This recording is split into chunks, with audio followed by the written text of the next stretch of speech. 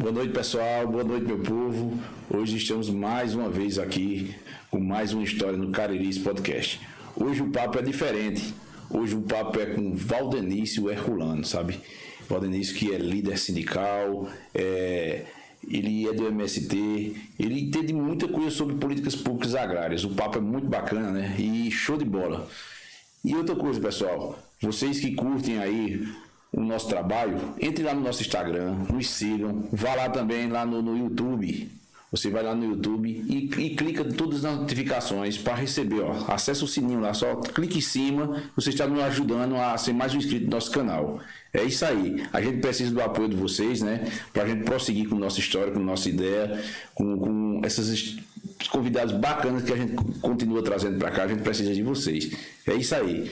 Pessoal, Valdenício, eu estou apresentando você hoje aqui, né? Boa noite no Cariri's Podcast. Hoje é um prazer imenso, né? Trazer você aqui, né? Você que é um cara que tem uma história de vida bacana, muito bacana, né? Você veio da agricultura, veio do campo e se tornou um assentado, né? E essa história nos chama muita atenção, né? Isso, eu estou muito curioso em saber essa tua história. Boa noite, Ricardo. Dizer da satisfação, da alegria de participar aqui com você e me coloco à disposição para a gente bater um papo e conversar sobre a agricultura familiar e os temas que você achar importante. Exatamente, né? Assim, a gente sempre tem uma curiosidade muito grande, né? Quando a gente fala em MST, a gente fala em assentado, muitos olham assim com um olhar meio preconceituoso, né? Mas com o passar do tempo isso já foi mais desmistificando, eu creio, né? Eu lhe pergunto assim, como foi que tu começou a tua história, Valdenício, assim, no movimento? Ricardo, eu sou filho e neto de agricultores familiares. Os meus avós e os meus pais nunca tiveram uma outra profissão a não ser agricultura. Meu pai trabalhou 34 anos em uma única fazenda. E para você ter uma ideia, no dia que ele comprou uma bezerra para poder criar na fazenda, o fazendeiro disse: olha, quem não tem terra não pode criar. E isso é uma rotina em todos as grandes fazendas, enfim. Usa os trabalhadores para trabalhar, mas os trabalhadores não conseguem criar, não conseguem produzir. E a gente sempre trabalhou na propriedade das outras pessoas. E aí quem é agricultor é muito difícil, você muitas vezes chove, você no outro dia sem saber onde vai plantar, ou seja, essa é uma preocupação. Em 99, surgiu um movimento de alguns trabalhadores para ocupar uma fazenda improdutiva, a antiga fazenda Ribeiro Fundo, que se tornou o assentamento dos 10. E aí o meu pai foi entre uns 18, 19 pessoas que estiveram nessa ocupação. Uma ocupação tranquila, chegaram somente à noite, de manhãzinha conversaram com os moradores, inclusive são assentados, e a gente ficou em média um ano debaixo das barracas de lona, aguardando a desapropriação. Tivemos 3 despejos, até que dia 13 de janeiro de 2000 saiu a missão de posse e foram assentadas 80 famílias lá no assentamento dos 10. E aí, nesse percurso, eu e meu irmão fomos com meu pai, ficamos lá nesse período e fomos assentados. Meu pai foi assentado dia 13 de janeiro de 2000, eu um pouquinho mais para frente, em 2004. Então, lá até hoje. O meu pai faleceu em 2018, mas eu e minha família continuam lá no assentamento, produzindo, trabalhando. Eu não vim da agricultura, eu permaneço ainda na agricultura familiar. Minha principal atividade hoje é a agricultura familiar. O Valdenício, o assentamento dos 10 hoje é localizado, ele fica localizado próximo à Bombejada, com aquela região, né? Ele fica próximo à Fartura, uma parte no município de Monteiro e uma parte em São Sebastião do Buzeiro. Que se chamava, antigamente era Fazenda Barrocão. Antiga Fazenda Ribeiro Fundo. Ribeiro Fundo. Isso. Aí, o que foi que aconteceu? Assim, por que esse nome, assentamento dos 10? A primeira ocupação que se teve nessa área foram com 10 famílias. 10 famílias.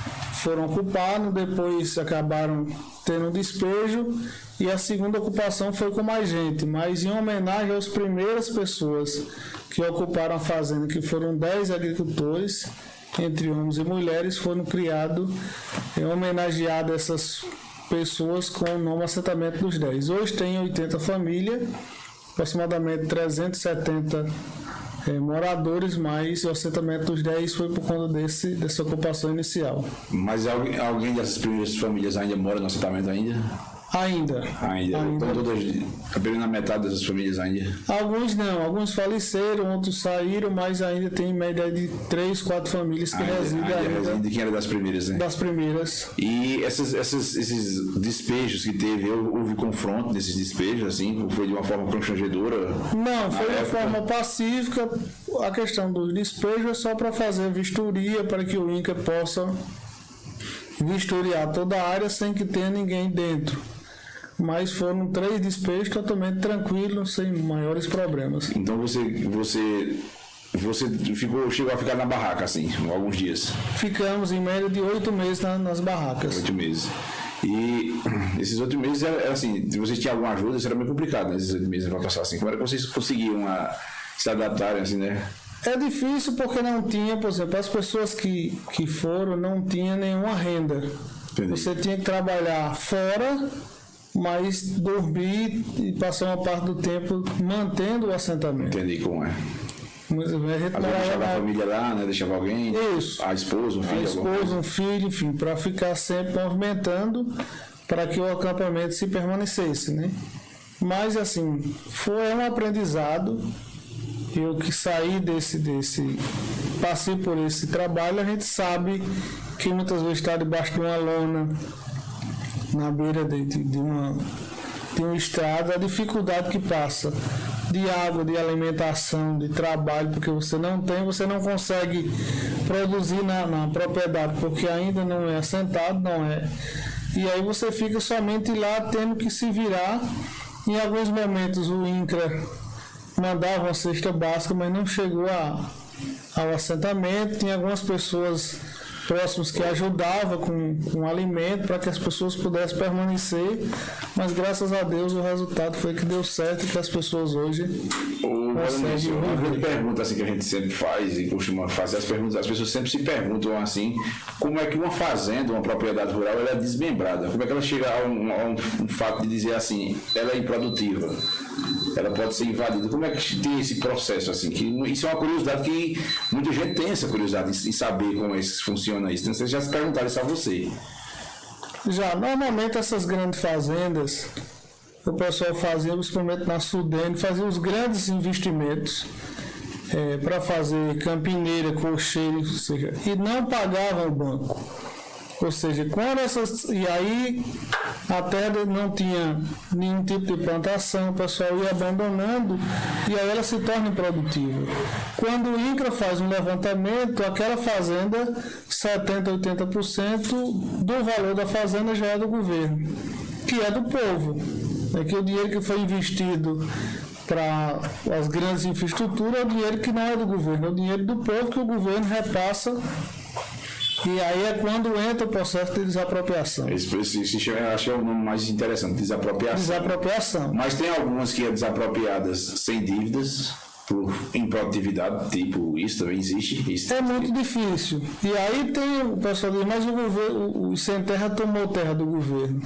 A terra mais cara, muitas vezes, que sai é a terra que é desapropriada, ou seja, o que se tiver palma, cerca, casa, toda a infraestrutura e a terra o governo paga 100%, ou seja, quer dizer que o dono da terra ele não tem perca total, ele tem um recebimento. Mesmo com débito? Se a propriedade, digamos que vale 1 milhão e ela tiver 400 mil de dívida e 600 mil o governo paga. Dividido em parcelas, mas o governo repassa e todos os proprietários que desapropriaram as propriedades, eles receberam. Entendi. Quer dizer que existe esse repasse, né? Ninguém assim sai perdendo 100%, porque o modo de entendimento era que as pessoas perdiam a propriedade no pé mesmo, né? Não perde. E outra coisa, você muitas vezes tem uma fazenda como a Assentamento dos 10, tinha 3 moradores hoje você tem 360 famílias que estão lá vivendo, ou seja, a terra está exercendo o seu papel social, que é garantir que dela se tire o sustento. Entendi. Ou seja, onde você tinha uma única família que morava na beira da praia, que tinha muitas vezes não fazia uso da terra para a produção, e hoje você tem 80 famílias que produzem nessas áreas, ou seja, é um projeto. Você pega hoje, por exemplo, o MST é um dos maiores produtores de arroz do Brasil, exportadores de arroz. Entendi. Ou seja, muitas vezes o pessoal passa a imagem de que não se produz, mas quando se tem produção, muitas vezes a grande mídia não divulga, que é onde sai o boi, o caprinos, o leite, o queijo, vem da produção da agricultura familiar. E se você não produz, você não consegue sobreviver e gerar renda para as pessoas também. Porque assim, o que dá a entender é que a agricultura familiar é uma agricultura de menor porte, não é isso? E às vezes, muitas vezes, ela era formada por pessoas que tinham um pequeno número de terras, né? Como vaqueiros,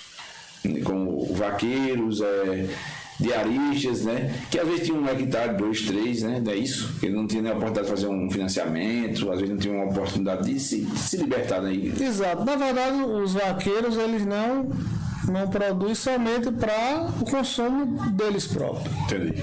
Ele trabalha 90% do tempo para os patrões, ou seja, não tem como ele produzir. Quando você passa a ser o dono da sua propriedade, você passa a ter um investimento.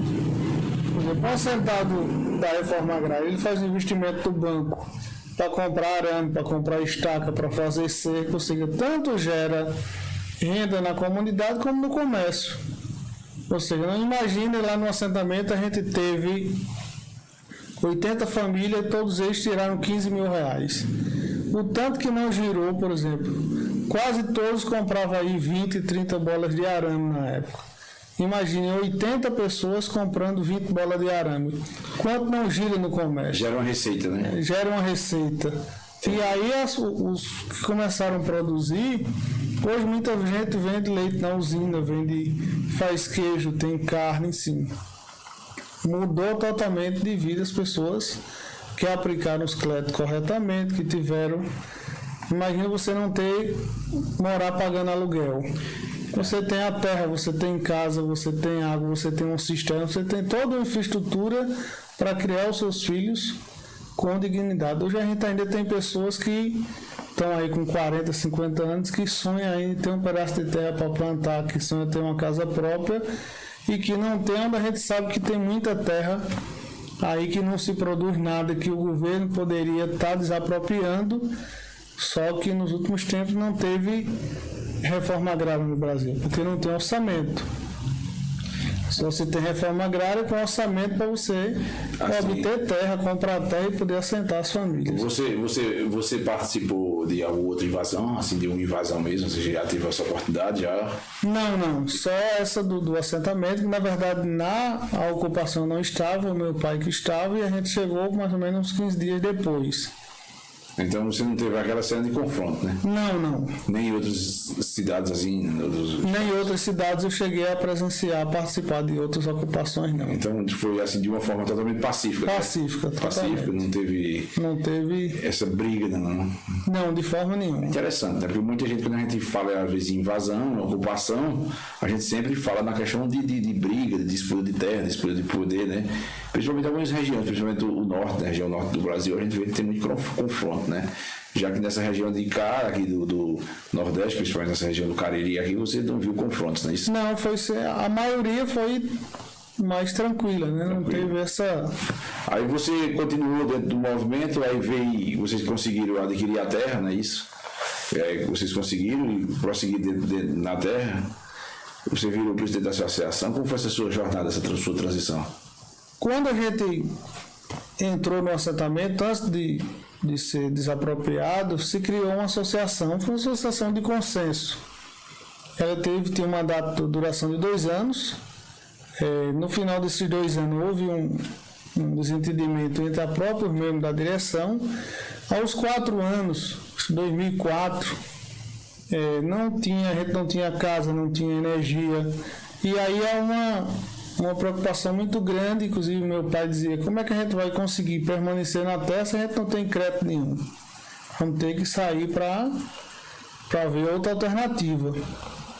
Foi quando a gente montou uma proposta. Naquela época tinha o projeto Dom Helder, que já atuava na região, e aí criamos um grupo de jovens para estar discutindo, e aí a gente montou uma equipe para comandar a associação.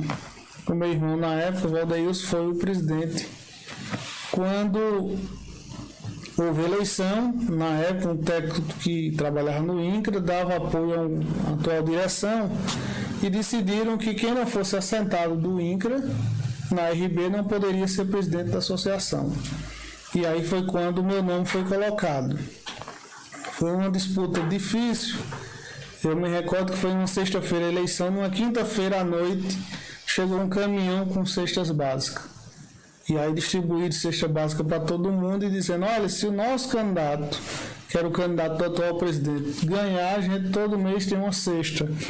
E se Valdenício ganhar, não vai ter, porque ele não tem o apoio do técnico do INCRA que está dando. Existiu essas. E aí eu me lembro que pedi, por exemplo, 20 minutos para fazer uma fala. Eu disse: olha, a nossa proposta aqui não é garantir cestas básicas para os assentados. É logicamente que a gente vai pedir dentro de uma necessidade. A nossa proposta é fazer com que os créditos cheguem, os investimentos cheguem, para que as famílias possam viver no assentamento independente de cestas básicas, para você fazer a sua feira com o trabalho e com a renda da sua propriedade. E aí a gente teve uma surpresa grande, né? Que eu tive 53 votos contra 11 do outro candidato. Foi uma revertida gigante. Passou os 2 anos, fui para a reeleição e não teve candidaturas, e em 4 anos a gente investiu em média de 16 milhões de reais no assentamento. Foi construídas 80 casas, foi construída 87 cisternas, conseguimos projeto de infraestrutura, 37 mil para a reforma da nossa casa sede, conseguimos a iluminação, que aí também tudo que a gente participou foi disputa. Eu me lembro que foi naquela eleição de doutora Lourdinha e João Henrique, e aí o pessoal chegava lá e dizia: olha, eu fui candidato nessa eleição, e dizia: a energia só chega aqui se vocês se reunir, tirar o presidente para botar um candidato, senão a gente vai botar só na casa de quem votar no determinado candidato. E eu bati o pé, não saí da associação, e a gente, no mesmo ano, 2009, eletrificamos todas as residências. Ou seja, graças a Deus a gente conseguiu fazer um trabalho. Então, você foi fazendo um trabalho, você não conta tudo, mas você foi fazendo um trabalho bem assim, decrescente, né? Você foi crescendo dentro do ambiente de trabalho de vocês, né? Exato. Começaram da barraca, da lona. Aí você teve. Aí você se filiou, você é filiado ao PT, né? Isso, 2003 eu me filiei ao Partido dos Trabalhadores. Me lembro que a sede era ali em frente à Igreja Matriz, ali vizinho, onde era a loja do Finado de Silta, ali tinha um... Sei. Filiei o PT, fui secretário de comunicação, fui vice-presidente do partido, fui presidente do partido, disputei mandato, né? Assim, toda a nossa história dentro do partido, sou muito grato aos companheiros do PT que nos ajudaram, que nos confiaram no nosso trabalho, o companheiro Ayrton, Dona Quitéria, seu Luiz Mariano, Maninho, ou seja, era um grupo muito importante dentro do PT, que ainda permanece alguns, né? Outros não no PT, mas dentro do nosso bloco, do grupo de companheiros e companheiras. E assim, saí da associação, filiei ao partido e continuei na caminhada, sempre buscando trabalhar para melhor atender e fortalecer a agricultura familiar e os movimentos ligados aos trabalhadores. Hoje você é líder sindical, não é isso? Líder sindical, qual é o teu trabalho hoje no sindicato? Teu sindicato de trabalho é o sindicato da agricultura familiar, né? Da agricultura familiar. Conhecido mais aqui como Sintraf. Sintraf. Né? Como esse trabalho, assim, essa transição, né? Que você passou pelas 3 instâncias. Você era agricultor, tornou assentado, presidente da associação, né? Filiado ao PT. Você chegou até agora, você é presidente do Sintraf. E qual é, assim, a diferença do Sintraf, do teu sindicato da agricultura familiar, né? Isso, para o Sindicato dos Trabalhadores Rurais, que é o antigo, que é da SEDAP, né? o STR, né? FTR, é isso. Ligado à FETAG. E qual é essa diferença desses sindicatos, assim? Em 2009, essa discussão começou desde 2006, né? Desde o congresso da CONTAG, houve alguns dissidentes, porque não concordava com algumas políticas adotadas, e aí começou a se discutir o Sindicato da Agricultura Familiar. E aí discutiu o Sindicato da Agricultura Familiar, o novo sindicalismo, um sindicato que aproximasse dos agricultores. E aí em 2009, dia 25 de maio de 2009, a gente decidimos criar o Sintraf, aqui do Cariri, que é o sindicato na época era Zabelê, Monteiro e São Sebastião, do Umbuzeiro. No que a gente fez a assembleia lá em Zabelê, uma assembleia muito complicada, com muita disputa. Você tem uma ideia, 6 secretários daqui de Monteiro, na época, na gestão da prefeita Edna, foram para Zabelê para não deixar criar o Sindicato da Agricultura Familiar. A gente tinha lá mais de 100 pessoas. Mas por que esse medo assim, das pessoas que vocês criaram? Eu não entendo, a gente não conseguiu entender. Né? A gente tinha na época o Zé Vito, que era lá de Salgadinho, que voltou com processo. Tinha Zé Bezerra, que era secretário de Finanças. Tinha, na época, Tony Nequinho, que era vereador, também estava lá. Clemildo, muita gente. Né? Aí o pessoal da prefeitura de Zabelê, porque na verdade era um bloco só Monteiro e Zabelê, para não deixar criar, porque eles tinham um candidato que lançaram lá para disputar o sindicato. Fomos para a justiça, ganhamos todos os processos.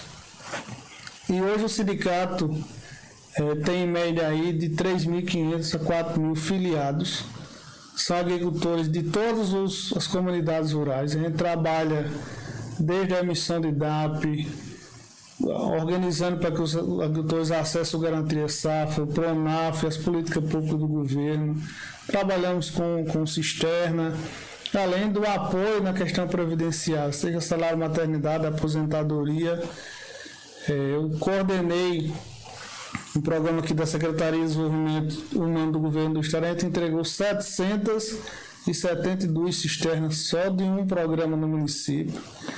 Agora, o sindicato entrou no Conselho Municipal, fizemos um trabalho onde atualmente fui eleito presidente do Conselho Municipal, a gente está ajudando na elaboração de projetos, está sendo executado agora pelo Cooperar 510 cisternas, passagem molhada, enfim. O sindicato tem esse papel. E vocês emitem DAP, né? A declaração de aptidão ao PRONAF. E essa DAP dá direito de fazer projeto, não é isso? Dá direito ao PRONAF, dá direito a participar do PAA, do PENAI, de todas as políticas públicas do governo. O agricultor que ele não tem DAP, hoje o governo federal extinguiu o mapa, a DAP passou para o CAF. O agricultor que ele não tem DAP, ele não é agricultor familiar. Quer dizer que agora é CAF, não DAP mais. É o CAF, não DAP. Mas aí a DAP também não. O pessoal confunde muito, né, com a DAP, achando que a DAP é apenas um instrumento de fazer empréstimo, mas deixa que é um instrumento também que serve para você, aposentadoria, uma declaração que está comprovando que você é produtor agricultor, não é isso? Exato. Por exemplo, no momento que um agricultor ele tira a sua DAP, ele já pode vender para o governo do estado a sua produção. Você produz leite, você produz carne, você cria frango, você cria porco, você tem lá coentro, alface, pimentão, tomate. Se você não tem DAP, você não consegue vender para os programas governamentais. Entendi. O PENAI foi uma luta da Contraf Brasil, das FETRAF, da agricultura familiar, para que no governo Lula 30% da agricultura familiar, da merenda escolar, seja comprada da agricultura familiar. E isso proporcionou com que os agricultores pudessem vender a sua produção e ter uma renda.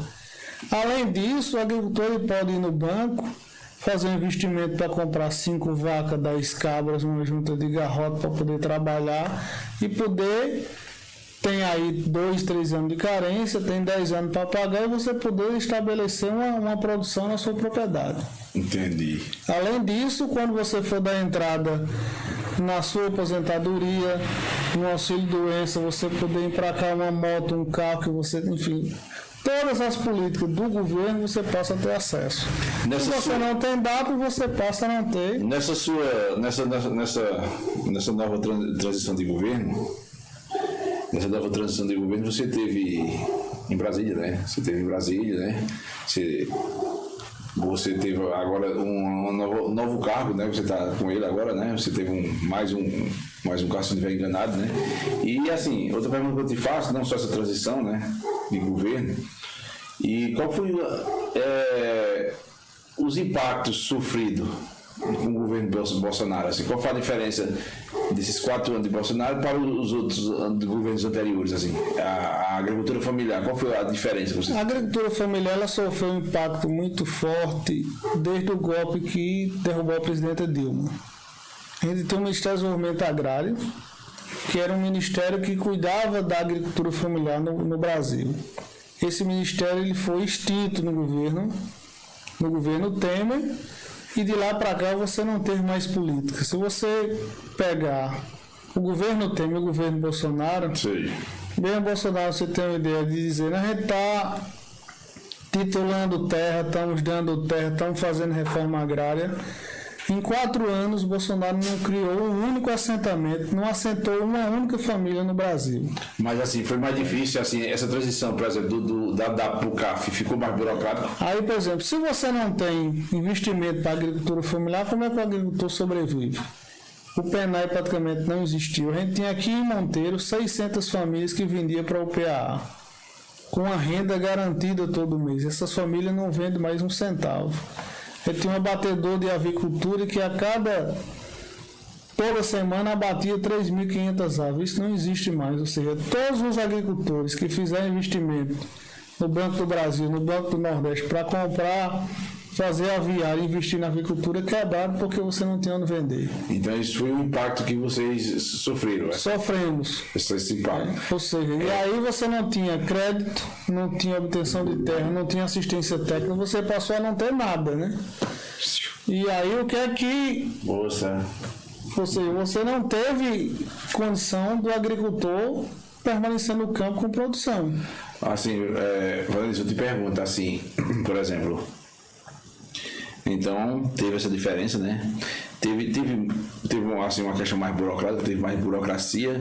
Por exemplo, como é que tá essa questão agora do CAR? O CAR tá meio complicado, essa questão do CAR, né? O pessoal vai tirar projeto, não tá dando certo, por causa que as medições de terra não estão corretas. O que foi que aconteceu? O que é isso? Explica aí, que o pessoal quer ter essa dúvida, né? Por exemplo... Isso dá até um corte, né, a gente falar disso aqui. A questão do CAR, né? Por exemplo, o governo disse que todo mundo tem que fazer o CAR, mas não deu alternativa, por exemplo, de investimento. Um agricultor familiar que estava sem crédito, sem nenhuma infraestrutura, como é que você pagaria para fazer isso? Depois, quem fez o CAR tem uma reserva legal que você teria que fazer e que muitas vezes todo mundo fez aí de bolo e o agricultor, o produtor nem sabe onde era a reserva. Tinha que recuperar uma mata ciliar, uma mata nativa na beira do rio, como é que isso fica, e está começando a chegar algumas coisas agora.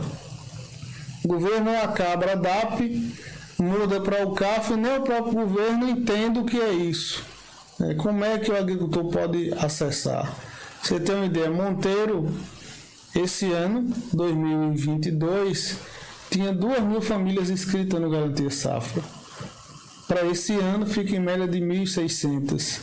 Ou seja, 400 famílias perderam a política pública por falta de DAP e de condição de acessar uma política do governo, que era para estar se ampliando. Ou seja, como é que você tinha 2.000 e reduz para 1.600? E aí vem uma preocupação nossa do sindicato. Onde está o que realmente está errado? São os órgãos que deveriam defender a agricultura familiar que não defendem. A gente do Sintraf vamos pautar isso para que nos próximos anos isso seja revisto. Que vocês, assim, essa diferença aí que você fala, né, de governo foi grande e que foi muito impactuosa, né? Muito grande, né? Praticamente não existe agricultura familiar hoje no Brasil. O que é que existe? Investimento no agronegócio que produz e vende para fora, mas que não se consome aqui dentro. Que a agricultura familiar é uma agricultura para subsistente, digamos, é uma agricultura de pequena produção, né? Principalmente em propriedades de pequeno porte, né? Isso porque quando muita gente fala agricultura familiar, ninguém entende o que é isso, bem. Mas realmente é uma agricultura em família, né? Isso. É uma agricultura de pequeno porte, que tem que você pode trabalhar com PENAI, né? PAA, esses siglas de governo, né? que são programas, né? Isso. A agricultura familiar, o pessoal muitas vezes usa a agricultura de subsistência, Sim. que eu não gosto desse nome. A agricultura tem que produzir quem ganhar dinheiro. Quem produz e bota alimento na mesa do povo é o agricultor familiar, né? Que compra lá o caprino, o queijo, o leite, né, a galinha, o ovo, ou seja, a batata. O grande plantador de soja, ele não vai vir, ou seja, a gente não come soja, a gente come feijão, a gente come batata, a gente come macaxeira, a gente come carne de gado, de bode, produzido não pelo agronegócio, produzido pelo agricultor familiar. Entendi. Ou seja, hoje a gente tem 33 milhões de pessoas nesse momento passando fome porque não se investe na agricultura familiar. Entendi. Porque quem vai trazer alimento para a nossa mesa é o agricultor que nesse momento está lá na Pitombeira, lá em Santa Catarina, lá em Jabiticá, não é um grande produtor de soja lá do Rio Grande do Sul. É importante para grandes comércios, mas para a produção de alimento, para matar a fome do povo, que é isso que o governo Lula tem dito, é o agricultor familiar, que precisa ter um investimento, ter crédito, ter assistência técnica, para que o alimento chegue na nossa mesa e, de fato, mata a fome das pessoas que muitas vezes levanta sem saber se vai tomar café ou não sei. O agricultor familiar, ele tem obrigatoriamente, ele tem que ser de pequeno porte. Como é que funciona essa questão? Não existe essa questão de pequeno porte. Muitas vezes você não produz muito porque não tem oportunidade. O grande gargalo hoje para a produção e para que o agricultor produza muito é você ter onde vender. Se você tem crédito, assistência técnica e comércio, você consegue vender. E aí hoje o que se discute muito, por exemplo, o governo Lula decidiu que estão se recriando, né, o Ministério do Desenvolvimento Agrário, que vai tratar e cuidar da agricultura familiar.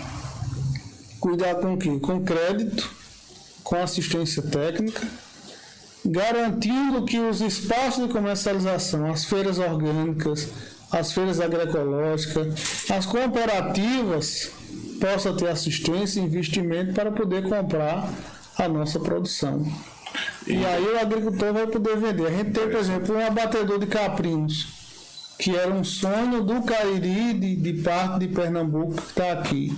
Se aquele abatedor estiver funcionando, o governo colocar apoio para que os agricultores produzam, o agricultor ele vai dizer, eu vou poder chegar ali e abater 100 caprinos, né? Mas para isso precisa de crédito, de assistência técnica e de garantia que ele vai produzir e vai ter onde vender a sua produção. Entendi. Então, mocinha, ei, sai do colo. Essa daí é assim, né? Minha filha, ela sempre está participando dos programas aqui, né? Já participou do meu, do de Arthur, agora está no colo de Valdemício agora. Tranquilo. Ei, Bitinha sempre está participando dos podcasts. Vamos lá, Valdemício, como foi essa tua ida a Brasília agora? Como foi lá, essa nova transição, com as expectativas do governo Lula? Como foi essa tua ida aí? A nossa ida a Brasília, a gente foi dia 6 de dezembro e voltei dia 10. Fiquei lá esse período numa reunião da Contraf Brasil, que é a nossa Confederação da Agricultura Familiar do Brasil. Nós temos o Sintraf nos municípios, nós temos as federações nos estados e temos a Confederação Nacional da Agricultura Familiar. E foram 3 dias de muito debate. Tivemos a coordenação da Contraf, a nossa presidente da Contraf Brasil, a Josana, e a Elisângela, que é lá da Bahia, que é suplente deputada federal, que é o setor agrário do PT, estão na equipe de transição do governo Lula, da questão agrária, que estão participando de reuniões direto para a formatação dessas políticas que serão adotadas pelo Ministério do Desenvolvimento Agrário no Brasil para a agricultura familiar. E aí, quando a gente diz que é importante os sindicatos da agricultura familiar, porque quem está lá em Brasília, discutindo com o presidente, com os ministros da economia, da infraestrutura, enfim, de planejamento, para que garanta recursos e que as políticas cheguem para o agricultor familiar, a nossa Federação da Agricultura Familiar. Interessante. E aí a gente participou esses dias, passando todos os pontos que estão sendo discutidos, ouvindo sugestões. Eu participei de uma reunião online coordenada pela Contraf, com 1.000 participantes do Brasil inteiro. Pessoas da Paraíba, do Rio Grande do Norte, de São Paulo, para que a gente possa ouvir as experiências de outros estados. E aí se discutia, por exemplo, como é que a gente vai trabalhar a reforma agrária, como é que se vai trabalhar assistência técnica, crédito, espaço de comercialização, como é que a juventude vai permanecer no campo se ela não tem um incentivo. Você estuda, está lá no campo, mas você não tem perspectiva nenhuma. Nem nos grandes centros e nem na própria comunidade. Ou seja, como é que o jovem vai permanecer no campo se você não tem uma política de incentivo? Esse é o seu papel sindical, né? Eu acho. E aí o nosso papel é fazer um pouco isso. Representação, né? No último dia 19 agora, de dezembro, a gente realizou o 4º congresso da FETRAF na Paraíba, onde eu tive a oportunidade de participar e ser eleito coordenador geral da FETRAF, para nos próximos 4 anos a gente conduzir, juntamente com mais 14 companheiros, a nossa federação no nosso estado. É uma responsabilidade porque a gente tem 223 municípios que têm agricultura familiar e que precisa ser vista. A gente precisa cuidar do Garantia Safra, do Pronaf, da assistência técnica.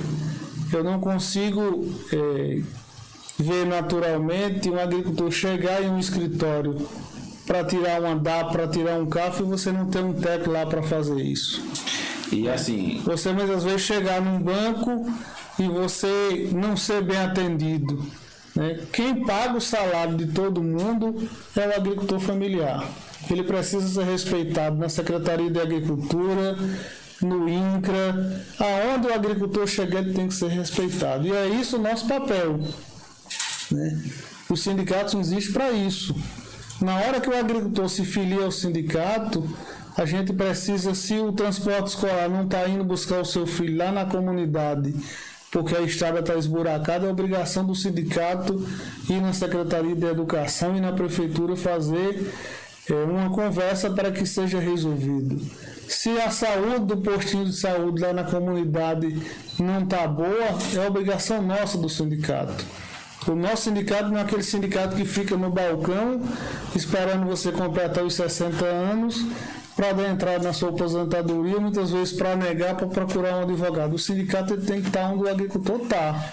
É essa a nossa atividade e a gente pretende continuar com esse trabalho para fortalecer a agricultura e fazer com que a gente possa ajudar o governo Lula e os movimentos a fazer com que as pessoas tenham comida na mesa trazida pela agricultura familiar. Uma pergunta que eu vou te fazer assim, com essa nova transição do governo, você como filiado do PT, né, você declaradamente petista, né, filiado ao PT, você teme alguma reação tipo de golpe ou uma tentativa de golpe? Como é que você acha sua perspectiva assim, para essa transição de governo, principalmente a partir do 1º de janeiro, né, que é o dia da diplomação? Como é que você que já está muito por dentro, assim, vocês que estão por dentro desse movimento, né, que escutam os blá blá blá, os falas, você acredita num possível golpe, numa possível resistência? Como é que está sendo essa visão assim, do seu movimento? Assim, eu acredito que não, né? Porque, por exemplo, havia uma expectativa que as Forças Armadas, que algumas estruturas apoiassem um possível golpe. Isso já foi descartado. As Forças Armadas, o Exército, enfim, todo mundo diz que vai cumprir o seu papel, que é de garantir a segurança institucional, ou seja, não vai ter. E os próprios aliados do presidente Bolsonaro estão sentindo que não tem espaço. Você vê, por exemplo, os quartéis que tinham aí 3, 4 mil pessoas, você vai ver hoje tem 100, 200.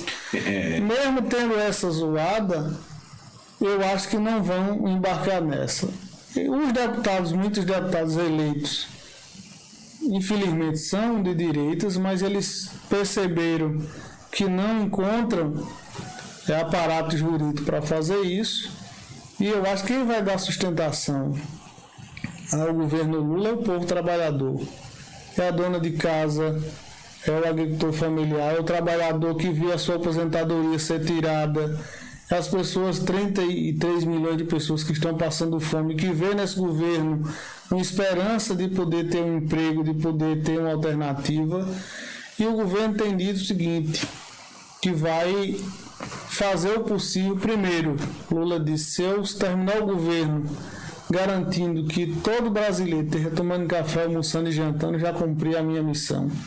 E a gente dos movimentos sociais, da FETRAF, do MST, de todos os movimentos ligados ao campo, da própria CPT, enfim, que querem o desenvolvimento do país, que querem um país crescendo, vamos dar o apoio para sustentar esse governo. Para não acontecer, e aí a experiência do último golpe foi muito difícil, né?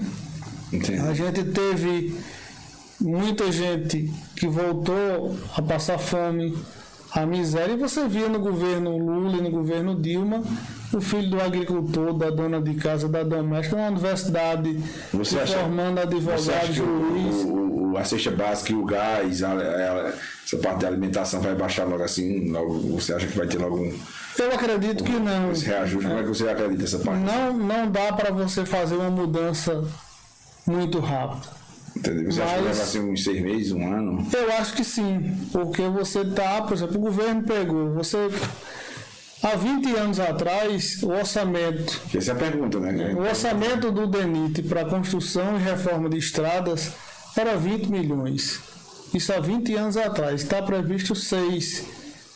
E aí justifica você andar nas estradas. Eu fui a semana passada para a Sertânia, você não consegue andar com tanto buraco. Como é que você conserta se não tem dinheiro? Entendi como é. Como é que você tem, por exemplo, a agricultura que gera emprego, que gera alimentos, se você não tem renda? Aí você tem a saúde, não tem dinheiro, ou seja, como é que Lula vai reconstruir praticamente do zero esse país? Tem credibilidade junto aos outros países, e eu acho que a partir do 6º, 7º mês, as coisas vão clareando. Mas a preço de hoje eu não tenho expectativa que você vai ter uma mudança muito rápida, porque o Brasil está praticamente quebrado, né? Entendi. Você vai ter que reconstruir. Quer dizer que essa mudança assim não vai ser tão rápida, né? O preço baixar a gasolina, voltar a ser R$2,50, R$3. Você acredita que o preço da carne vai baixar tão rápido assim, o preço da carne? A questão também que eu pergunto é a cesta básica, né, que a gente sofreu um pouco, né, com digamos, essa caristia, né, como a gente costuma chamar, né? Isso. Essa inflação, essa caristia. É o seguinte, quer dizer que você acredita que não vai ser tão... O governo desonerou e deu de bônus, por exemplo, 400 bilhões para o agronegócio, que produz e vende fora do país, que não vende aqui. Primeiro, não gerou renda para o país, e o povo voltou a passar fome. Se o governo pega esses 400 bilhões e investe na agricultura familiar, na hora que você começar a produzir, aí as coisas baixam. Você tem um exemplo, por exemplo, quem planta tomate, né? Você planta um plantio de tomate, a caixa dá R$30, mas se você tiver 100 plantios na região, tem um momento que o preço fica lá embaixo. Por que isso? Porque todo mundo tem, né? E aí, se todo mundo tiver leite, carne, queijo, galinha, ovos, porcos, se tiver investimento na produção de alimento, a tendência é que os produtos comecem a baixar. Agora, o que é que foi? Investiu-se no agronegócio que não vende aqui dentro do mercado interno, vende para fora, e aí o preço sobe, porque muitas coisas você tem que comprar de fora. Estou entendendo. A gente vai compreendendo. O que o governo tem dito é que vai investir em quem produz para alimentar a população. E aí eu tenho certeza que as coisas vão se clareando, né? Você pega hoje, pegou-se a pandemia, muitas coisas, por exemplo, os 30% do PENAI. Tem município que não compra 30%. aproveita que teve a pandemia, que fez uma licitação, bota lá detrás da porta da escola, ninguém aparece para ver, ou seja, não vende, aí compra no sacolão, ou seja, o agricultor vai ficando de fora, ou seja, se não tiver.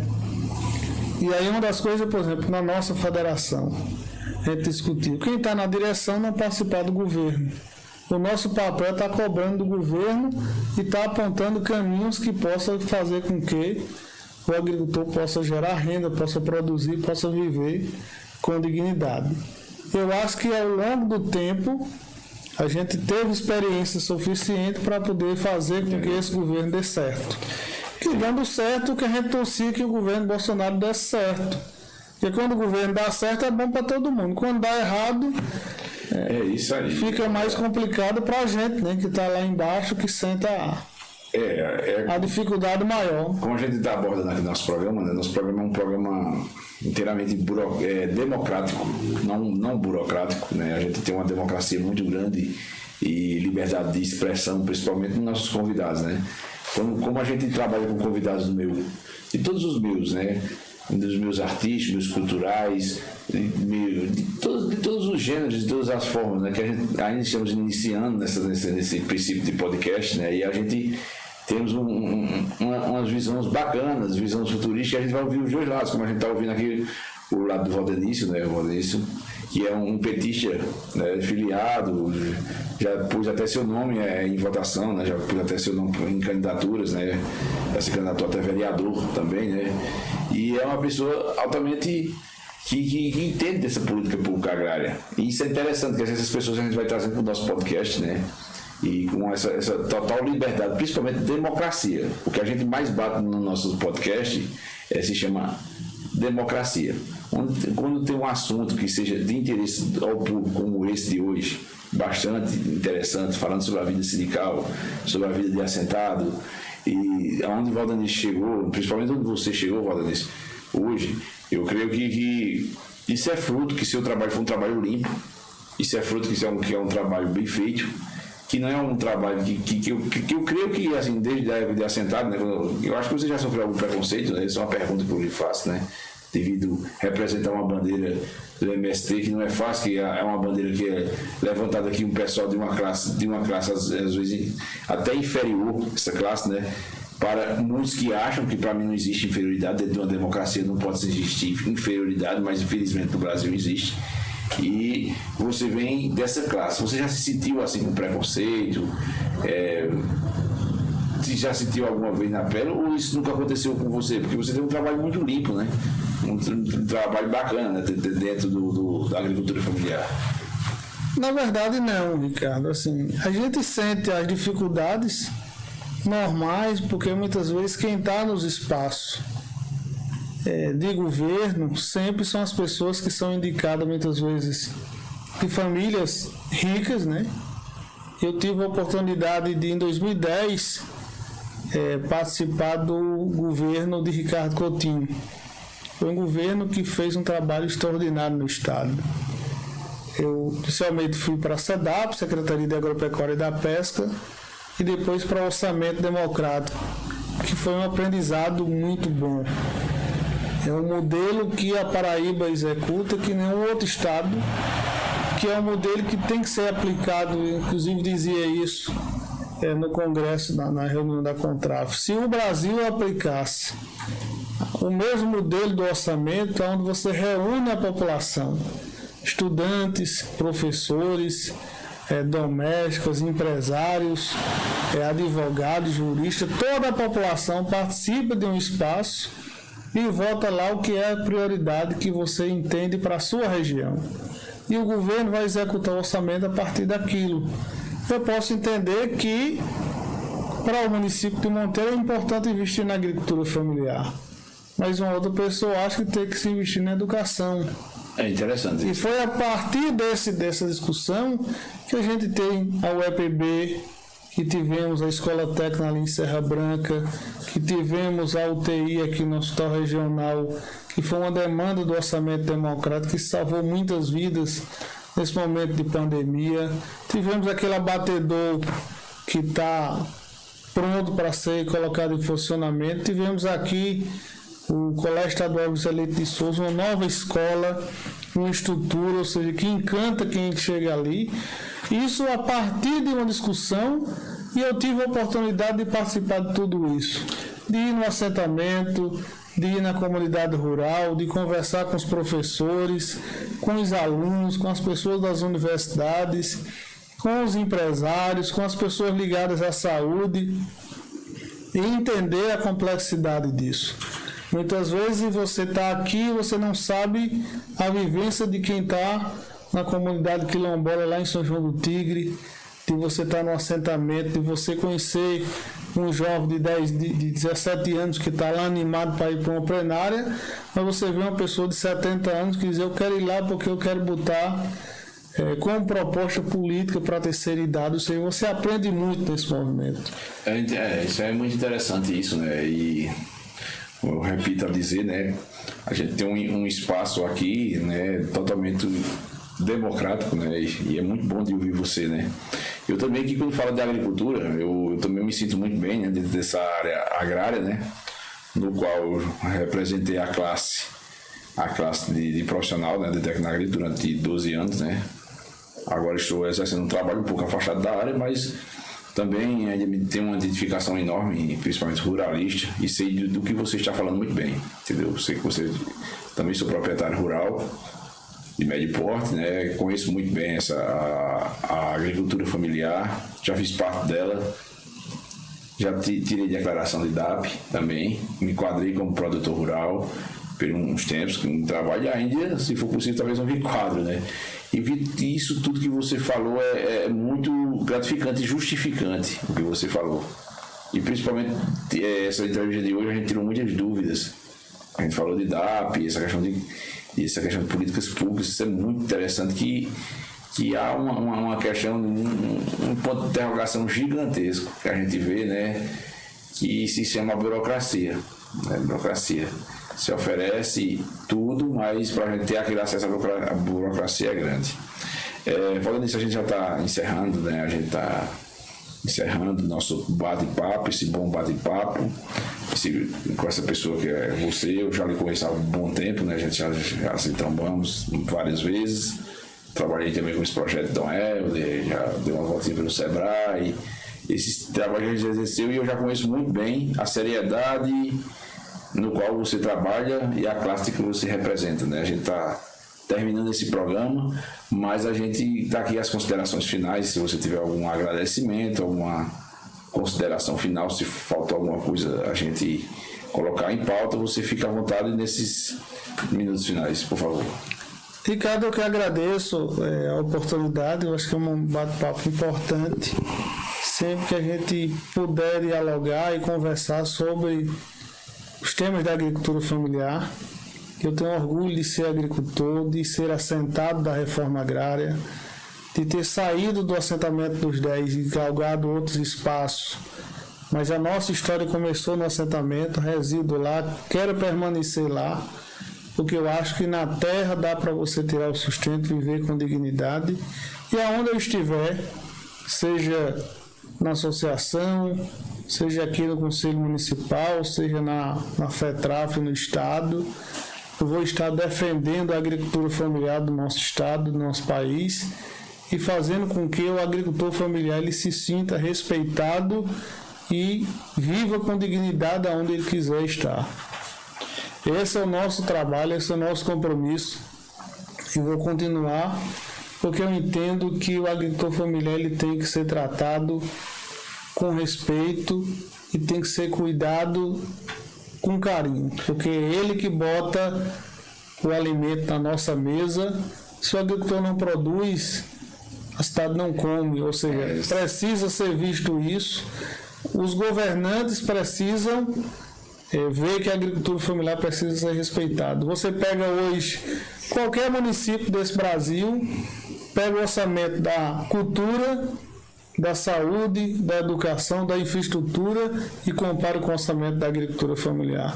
Tem município que nem Secretaria da Agricultura Familiar tem, e alguns muitas vezes que tem é só para dizer que existe, para dar 2, 3 empregos. Mas quando você vai ver na realidade, não tem um trator para cortar a terra, não tem a semente, não tem assistência técnica. O agricultor muitas vezes chega no escritório para ser atendido, não tem sequer um banheiro, onde a gente vê que outros espaços, o luxo existe.